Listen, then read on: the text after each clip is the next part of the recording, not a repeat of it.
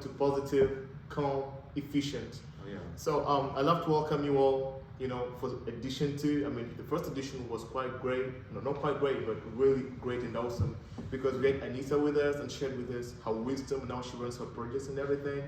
And so, during that session, I told you guys that we had somebody special coming up for edition two. And here's my guy here, Joshua Pitzer. Do you want to introduce yourself to everybody, or do you want me to do the introduction for you? I want to hear you. How would you describe me? I want to hear you introduce me. Awesome. I was waiting for that. So I'll describe this guy as an intergalactic athlete. I mean, I'll describe this guy as, should I say, as usual. Most of the guys we bring on this show are like really smart, and so intergalactic athlete. I mean, he does. Wait, is it track? I just run. You just run. Road races. Wait, so is that the same as doing track? Yeah, you can say that. So you can pretty much do track. You can say that. Yeah. Awesome. All right. So before I go anywhere further, I just want to explain the whole concept of positive, calm, efficient, as I usually do. So positive, calm, efficient began something as just like a dream or a vision. I was just in my high school, in my senior year of high school, and that's when I decided. And for some reason, I was quite stressed out about like my academics and all that stuff. I'm just thinking that it is all there is to life. It is worth fighting for. And so during the time, I remember writing down 3 words: positive, calm, efficient. They're the only 3 words on my mind at the time. And so after that, I knew that I would use the 3 words somewhere down the line or somewhere in the future. And so I began breaking them down to positive. So positive, calm, efficient, 3 words. And so when it comes to the word positive, positive just kind of means a positive influence. Like, what's the thing that drives somebody to do something? What is the positive influence that inspires somebody to do whatever they do? So it's like a positive influence. Yep. So then calm is that, so what are the things someone does to keep calm and stable, or I guess with the word calm again, to keep stable, to keep on doing what they're doing in the face of, of opposition, when they feel like they don't want to do it, when they feel like they kind of like depreciating in discipline. What are the things they do, to keep doing what they do? Let me say, like, you could be like maybe in school, right? And you should have like those phases where, you just don't want to read, you just don't want to study. But then there's some things that you kind of like implement and put in place so that you can be able to study all the way, And so that's positive, calm, and now, also, so the last part is efficient.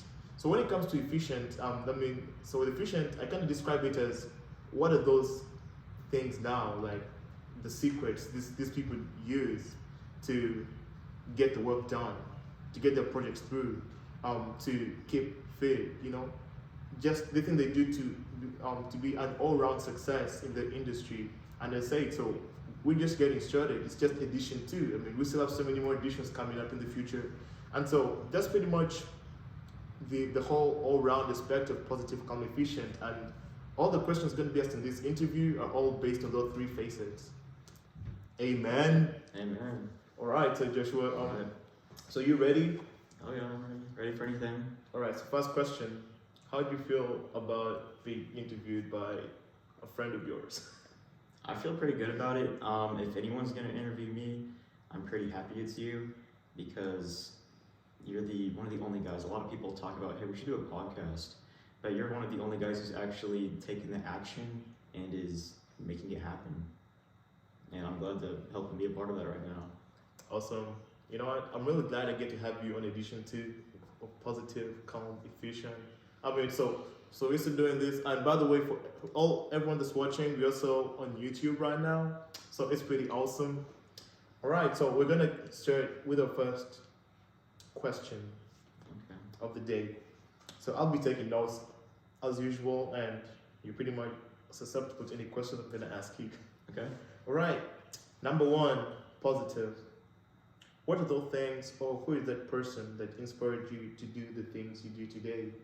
Okay, so when you were talking about positive, you were describing it as who are the positive influences in my life that got me to do what I do now.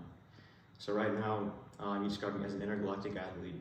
More on that title later. But I run, I work out, and I run at a pretty high level. And so Keith sees that, and he's like, "Wow, I need to have him come and talk about this." Yes, sir.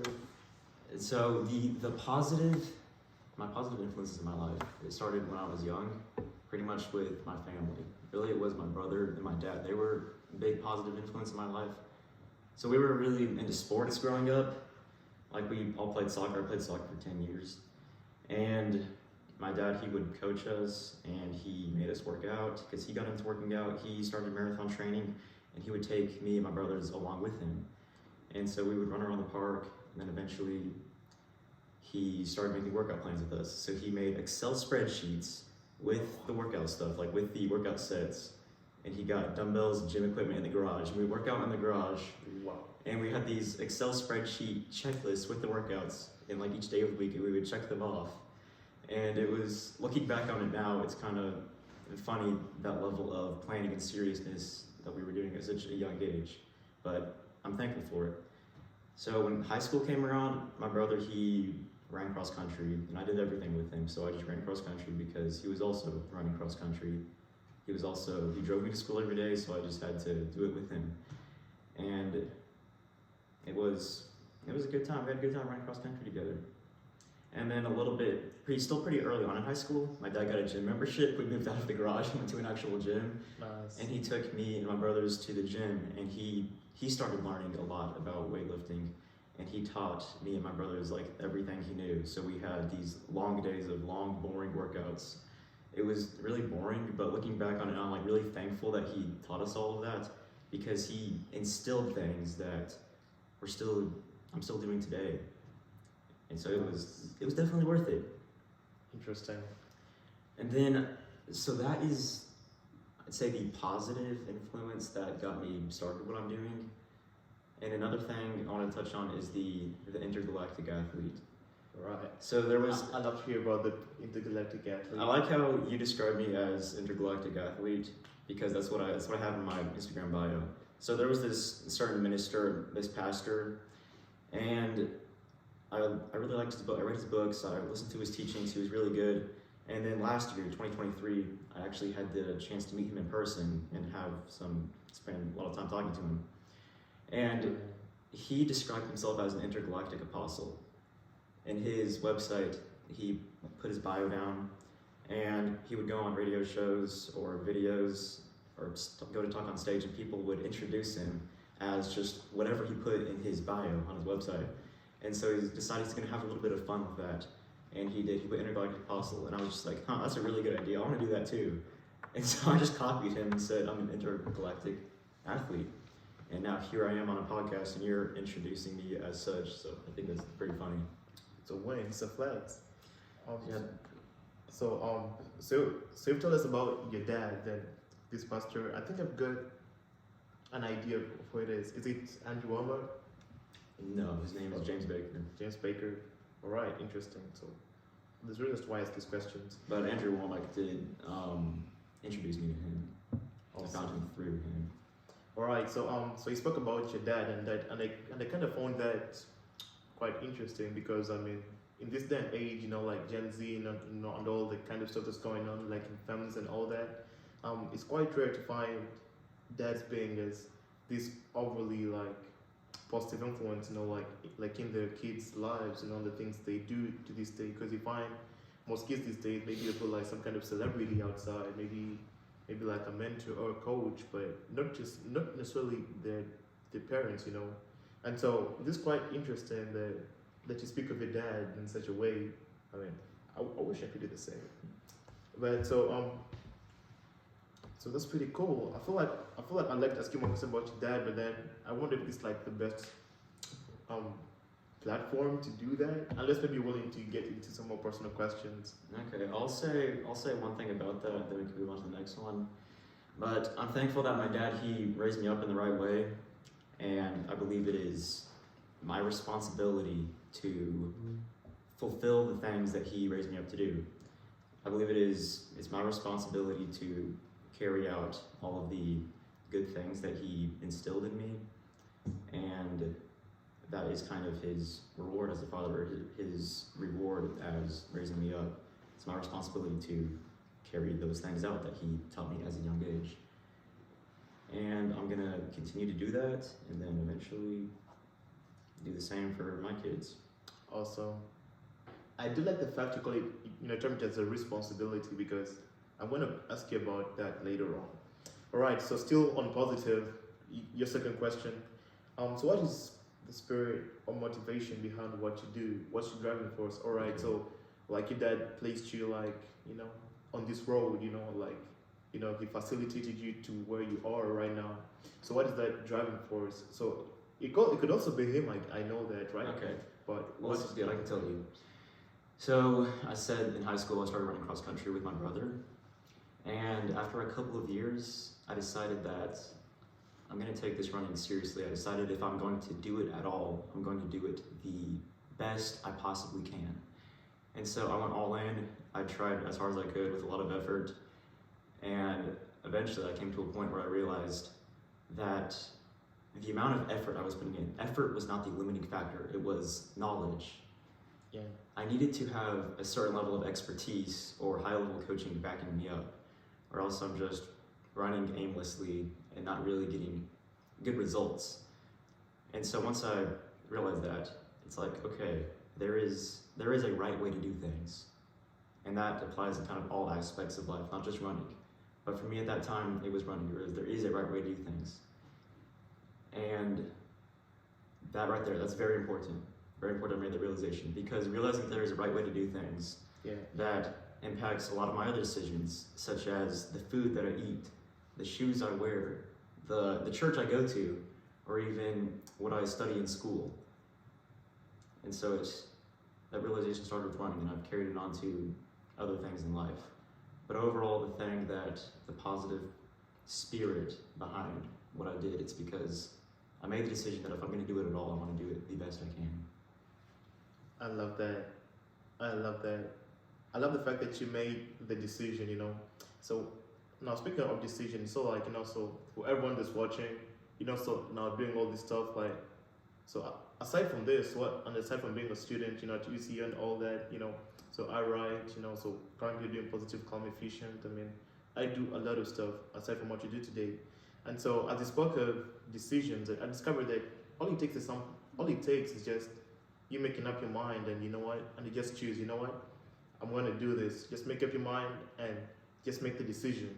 And so you spoke of something, so you just spoke of something that I like, the right way to do things. I usually term this as, them as principles, because for me, I believe principles make life predictable. So if you know the right way to do things, that means you can kind of outright predict the outcome if things go right. So first explain the right way. Okay, I think you already explained it. Right way to do things, so the kind of food you eat, the church you go to, what you study. And so I do like the fact, I like that line, the right way to do things. So you spoke of getting knowledge and the expertise in doing it. Awesome. All right, so we're going to go to part B of our session, and that is calm. So so what you describe in calm is what are the things these people do to keep on the right track despite what they go through, despite the kind of difficulty they may have, call it storming the weather. Is that the right way to use it? It's a good term. It's a good term? Awesome. So your third question is pretty simple. What are the things you do to ensure you get the work done when things get difficult? Okay. So I've thought about this, and I was able to think about it pretty deep and word it in a really concise way that captures how I feel. So I've felt this way about things for a long time, but just now I've been able to put it into like a concise set of words to describe it. So here's what I come up with. I train to increase my ability to accomplish the things I set out to do. I'm going to say that again. One of the reasons that I train is to increase my ability to do the things that I set out to do. And I can give an example with a little story. So at the University of Central Oklahoma, I lead a Bible study, and I've been part of a lot of Bible studies there for years. And we usually ask guys if they have prayer requests, or we talk about the things that they need to work on in their lives. And whenever they talk about, usually whenever guys give their prayer requests, they ask for help with things that they're able to do on their own. They talk about their more internal problems. They talk about the problems that are inside their circle of influence rather than outside of it. The guys usually focus on things that they are able to control rather than not. And that, it kind of stood out to me. Like, they will point stuff out like, things would just be better if I could get on top of my devotion life, or if I could just wake up on time, or if I could get to bed on time. Or they say if I was just able to work out consistently, or get to the gym, and if I was able to quit being lazy. And they talk about like, well, the problem in my life is I need to just get off TikTok so I can spend more time listening to God. And they look at things that are within their control to fix. And I think that's really inspiring. Like, these guys, they're on that grind set. It's great. Everyone knows what they need to work on in their life. That's what I realized. They know what their next step is. Even though they don't always follow through with that, that's something that they're working on. Even me, I talk about with the guys, like, I know stuff that I'm supposed to be doing, but I'm just not doing it as well as I could. And that's stuff that we're working on. We want to see growth in those areas. And I think I figured out the thought of knowing what your next step is. I think I know what that stems from. So in Romans 1:20, it says that God reveals himself through his creation. And for that reason, people who reject him, they are without excuse. So that verse tells us that there is no valid reason for rejecting truth. There is no valid reason for rejecting truth. And that goes back to, there is a right way of doing things. And because of that, there is a right way of doing things, and I am responsible for following that right way. I love that. Same for everyone. There is a right way of doing things, and you are responsible for following that right way. James 4:17 says that if a man knows what he should do and doesn't do it, it is sin. And so that's another thing that just backs that point up. And so I am, in my personal life, my athletic life, I'm moved to action by these truths. I want to achieve mastery in this area of knowing what I should do and actually following through with it, which is why I said I train to increase my ability to do the things that I set out to accomplish. Interesting. And so I asked myself, what does mastery in this area looks like? What does it look like? And I think Isaiah 55:11 paints a perfect picture of what mastery in this field looks like. So I'm going to read it right here. All right. So my word that comes forth from my mouth will not return to me empty, but it will accomplish what I please and prosper what I send it to do. So God says that his word does not go empty, but it prospers and succeeds what he sends it to do. And I think that's something to aim for, to become more like that. Never going to achieve complete mastery in that area, but we can always get better in that area. True. We know physical training is good, but training for godliness is better. And one aspect of training for godliness is keeping your word seriously, always following through with what you say you're going to do. And so, in all, the reason I want to train to increase my ability to do the things that I set out to do is because I think that is one of the main aspects of just prospering and succeeding in what God created us for. Interesting. I love that. So what I really picked out is that so you train to increase your ability to do the things you set out to do. Yes. And so as I spoke through that, you get to say that you have to train to get better in other areas that God set you on.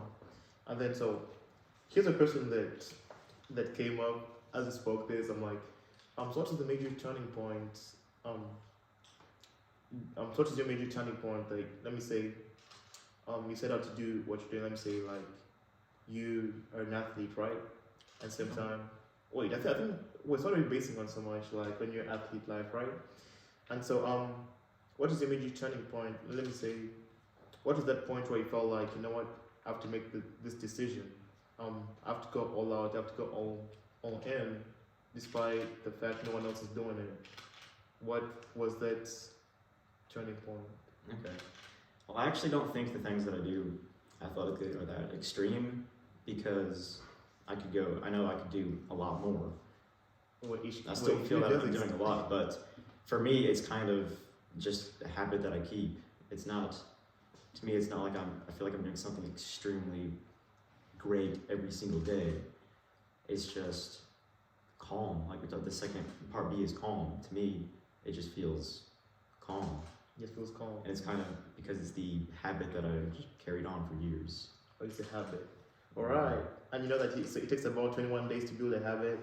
And I feel like, all right, so to everyone that's watching us, so usually, so when you're starting out in something, let me say like, when you're trying to get disciplined in something, usually there's a lot of friction at the start, but as you keep on doing it, as you keep on doing the very same thing over and over, it kind of becomes easier and easier.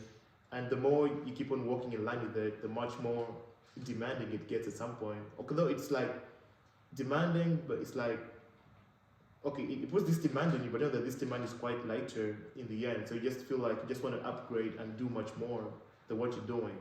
And so, and as Joshua spoke about this to me, so like, you know what, maybe that's it. And the main things, so as I said before, I was going to speak about responsibility before, but then like you kind of spoke of it, that you take it on yourself as a responsibility to do all this. Right. And then I do like the fact that you spoke of mastery. I mean, so during the first edition, I need to, for some reason, so she also spoke about mastery, and then she also brought in scriptures. And I'm like, interesting. So that's a quality people we have here, guys. So it's pretty interesting. So so we've spoken on your positive influence, the calm, the things you do to weather the storm. Then we've got part C. Everyone knows that efficient. And I kind of do like this word because I feel like so you can actually miss out the first part, then kind of second part, but don't miss out efficient. Never miss out efficient. Alright, so efficient. What is the secret, or what are the secrets to your success? What do you think people should know if they're to do what it? No, apparently some people could have joined like later on, all that. So I'd ask you to like reiterate some of the stuff you do, then you'll bring in what you do, like the secrets to your success. Okay. So, what did you say earlier? Did you say principles create Principles make life predictable. Principles make life predictable. Okay. So I implement principles those are what keep me doing what I do every day. And it's just predictable, habitual. I know what to expect, and I know what I'm going to get out of what I put in. And to reiterate what was said before, I realized that there is a right way to do things. There's always a right way and a wrong way to do things. And if you seek out the right way to do things, then things are going to be better. Your life will be more predictable. And what was efficient? What was the question again for efficient? Efficient. What are the secrets to your success? Though I also kind of like to say it this way. What are the things you think everybody should know that make you or made you the person you are? Okay. I'll just talk about some principles. There's a lot of principles that can go into this. And I can do those. Well, your pace. Okay. So one of the principles that I implement, or what you call my success, is, I'll explain from the start. So when I'm running, I think a lot. It's a lot of time to think. And especially when I'm in a very difficult run, my thoughts, they really matter. Like if I'm worried about the next mile or how I'm going to push at the end of the race, I kind of let myself fall down in the current state that I'm in, and it doesn't set me up for success the next mile down the road. So I found the best thing to do is just to focus on the current step that I'm on. I like that. The better I take the current step that I'm on, the better it sets me up for whenever I am at the point where there's just 1 mile left. Because I might be in pain thinking, once I get to that last mile, I'll push. Once I get to where there's just 1/2 mile left, then I'll really push. But that just throws me off and ruins the whole thing. So I need to be thinking in the moment. On the current step. On the current step. So I have to do the best with the current step that I'm on. And that's a lot like Matthew 6:34, where it says, "Don't worry about tomorrow, Mm-mm. for today has enough trouble on its own. So just worry about today, focus on today." And that's the same thing I do best with the current step that I'm on. And you can say a lot more. That doesn't have to just apply to running, it can apply to a lot more things. True. So doing the best with what you have right now sets you up in the best way with things that you have later. Alright, so I think I'm just gonna have to pause you on that one. I mean, Okay. I like that. I like what you just said there. Do the best on the current step, with what you have right now. Apparently, now this is also a principle in its own, on itself, because the Bible does tell us that if you're faithful in what you have, you'll be given more, and also Bible says do you see a man diligent in his business? I think that in the book of Proverbs, and that he'll stand before kings and then before mean men, and so apparently. There's something to do about diligence in all the things, because like we are Gen Z, like we're all youth and all that. Some of us are still teenagers, some of us are like in our 20s. And usually like a certain kind of thing whereby at some point we just want to wake up on one day and we're all like millionaires, we have like all these fancy cars and all that, we have this kind of influence over people. But again, one thing that you cannot really cheat a principle, you can't really cheat laws and the universe, And so you realize that usually, so the things that you attract in your life, whether good or negative, are usually attracted by the person you are, not so much the things you have, because you can have everything and still have like the worst mental health record, I mean, you can, let me say, you could have like an A, like in academics and still have a D in life, like those things just don't correspond. But back to what is, but back to what we're saying, it's all about, just being the best and doing your best at your current step. There could be some classes, that you're taking. So the principle isn't just doing your best. So even if you don't get the kind of result you want, but just doing your best at that step, because all these are laws and principles, you get to apply. And so it's using what you have in your hand. Now, for those that love the Bible, when God wanted to do miracles through Moses, he asked Moses, "What do you have in your hand?" And he had his staff, and that's what God used. So pretty much everything you need is what you have right now. So you don't really have to blame. I feel like one of the reasons for failure, in so many people's aspects of life, is that they keep on blaming situations, their current circumstance, and that really won't take you so far, because until unless you take the initiative upon yourself, as Joshua said, like you take it as a responsibility to do what you have to do. You make it a decision. If you have to say principles and habitual, then you can get the outcome of it. So I kind of wrote like a whole key up. So number one, you do the principle, make it a habit, and then it will make your outcome predictable. Amen. Mm-hmm. I guess get it. And so I feel like for so many people, they keep on blaming the different outcomes. The kind of their situation, or like the media, it's just TikTok and all that. But usually, all the things can change, because usually like how I like to phrase is all like, what may be easy to you, maybe so what may be hard to you, maybe so easy to someone else. Like something that you're failing to overcome, there's someone out there that overcame the very same thing, and if you get to learn from those people, and then so it's usually up to you to either learn from those people or just choose to neglect the information. And Joshua kind of said something here. Now, so he said something that there's no valid reason for rejecting God, but I would maybe say there's no valid reason for rejecting truth. Mm-hmm. Well, so you could try to beat around the bush, but you can't really beat principle. That's one thing. It's like, okay. So I just hope you guys are getting what I'm saying. Did you get what I'm saying? I get what you're saying. Yep. And so, in all the things, I just like what you just say. Well, in all the things like inefficient. Do the best on the current step. See, this is so powerful, guys. This is super powerful. All right, so I got two more principles. you have two more principles. All right, let me hear you. Okay, what was that thing you said about Moses? God asked Moses, "What's in your hand?" Yeah. And then you said, was it everything that you need is what you have now? What you have now, yes.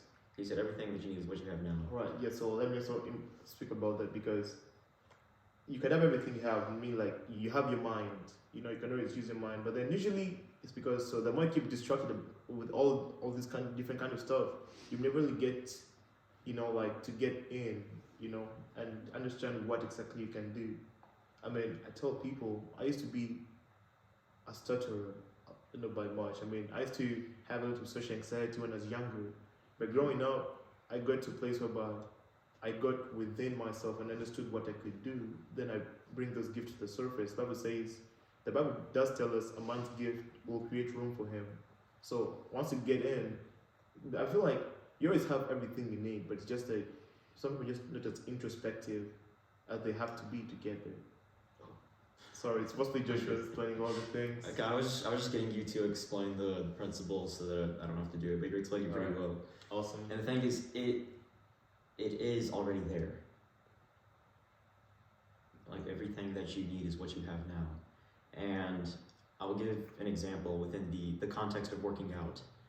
So some people have abs. Really, everyone has abs, just not everyone's abs show.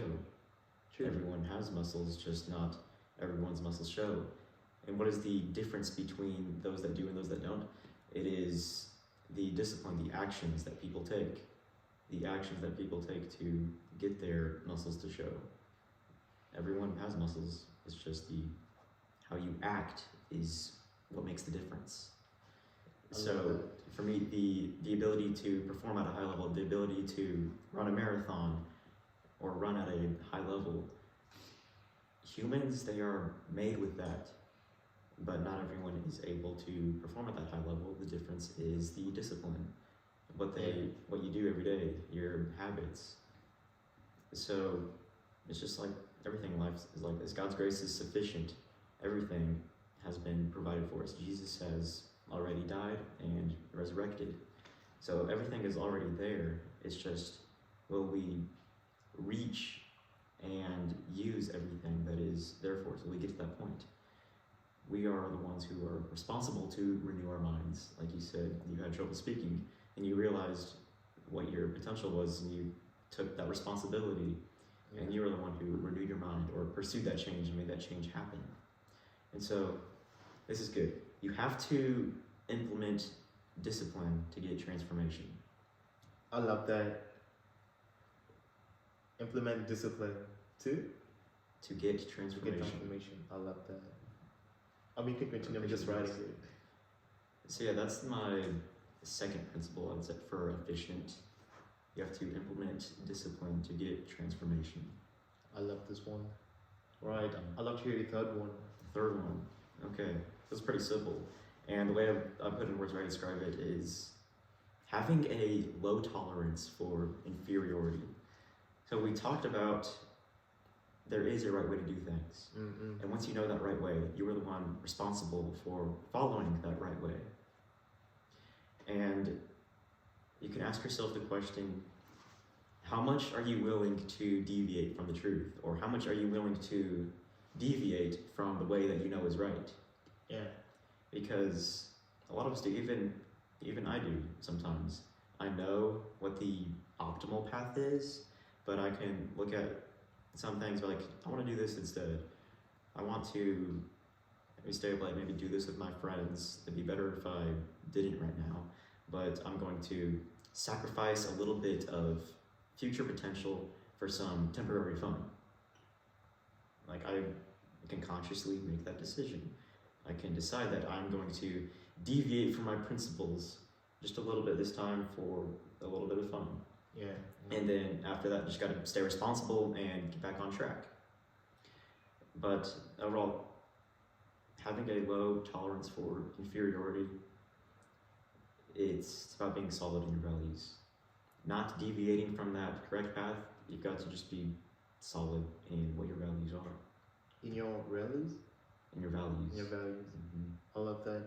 And apparently, so as I spoke of that, having a low tolerance for inferiority, so it kind of reminded, so that does kind of remind me of some of the principles that I use. For example, like one of my principles is that I have a low tolerance for mundanity and mediocrity. I love to do things well. So when I was growing up in my teenage years, about 14, 15. At some point, I became a perfectionist, but honestly, I wouldn't suggest being perfectionist, guys. I mean, see, I try to do everything to the best, to the max, the point about I kind of harmed my health in doing that. But after some time, I understood you can actually be excellent without being a perfectionist. You can actually do your best in something without having to tire yourself out or drain yourself completely. That's where discipline comes in. I mean, like, let me say, so you could go to the gym and do some reps, okay, and do a certain number of reps and all this stuff, and then at the end of the day, like after doing all the things, you feel like you can actually push more. But then, because you said maybe, but because you set yourself to just a certain number of reps, you just to not do anything more, but just to stick to what you already planned before. You get it? So I like the fact you said having a low tolerance for inferiority. I liken it to mine. Having a low tolerance for mediocrity and mundane. So I kind of like to phrase it in this way. I mean, like, you're gonna be like mediocre and kind of mundane, I would suggest don't do it. Don't do it. Unless maybe okay, don't do it. And if it's going to be maybe someone else's business, maybe your employer, maybe like for someone else, and you're gonna do mediocre or mundane work with them, then I'll suggest don't do it. Like, you could do that for yourself, because like one thing, you can't cheat the universe. I mean, you can't cheat some of these laws. It's like gravity. I mean, like, when you're born, no one had to teach you that there's gravity, the acceleration due to gravity, like 10 miles per second. So like when you get like this pen and drop it, okay, like when you get this pen, automatically it will go down because there's a law in motion, the law of gravity. And so there are all these laws and principles, and you can't really cheat them. For example, like if you keep on doing like stuff that are kind of mundane and mediocre, you can't really beat a person that's doing stuff excellently, because with time, it will show. Bible says, by their fruits will you know them. Like, it becomes evident. And so another thing I like to tell myself is that you can't beat a person with a conviction. You can't beat a man that just refuses to give up. And that's been like my story, ever since. I mean, I grew up in Africa. I grew up in some of the weirdest kind of like situations, like family situations and all that. But one thing is that you can't beat a person with a conviction, a person that chooses to fight on, a person that chooses to remain diligent and discipline what they do. Because at the end of the day, they'll show up. All the work will show up there. So I do like that. All right, Joshua. So guys, that's been Positive, Calm, Efficient. No, that's been the interview part of Positive, Calm, Efficient. So in case you've got like any comments, any questions you have, would like to hear them. So just text them there. So just type them there. Then right there. And also make sure you keep dropping those words. I mean, I like to see them at the end.